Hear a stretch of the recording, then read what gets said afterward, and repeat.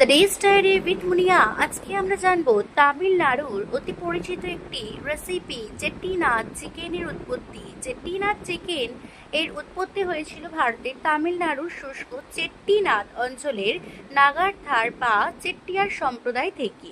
বিশ্বজুড়ে ভ্রমণকারী সমৃদ্ধ বণিক ব্যবসায়ীদের দ্বারা বিকশিত এই খাবারটিতে স্থানীয় রোদে শুকনো মাংস ও প্রচুর গোলমরিচের সাথে ঐতিহাসিক সামুদ্রিক বাণিজ্যের পথ ধরে সংগৃহীত আন্তর্জাতিক মশলার মিশ্রণ ঘটানো হয়।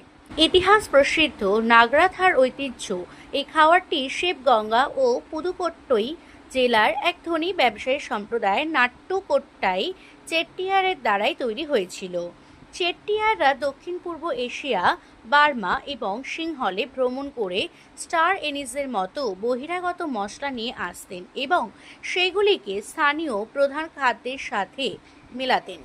এবং সংরক্ষণের প্রয়োজনীয়তা বলতে গেলে বলা হয় অঞ্চলটি শুষ্ক ও ঊষর হওয়ায় খাবারের স্বাদ বজায় রাখতে স্থানীয়রা রোদে শুকনো শাকসবজি ও মাংস এবং মশলাদার সংরক্ষণ পদ্ধতির ওপর ব্যাপকভাবে নির্ভর করত।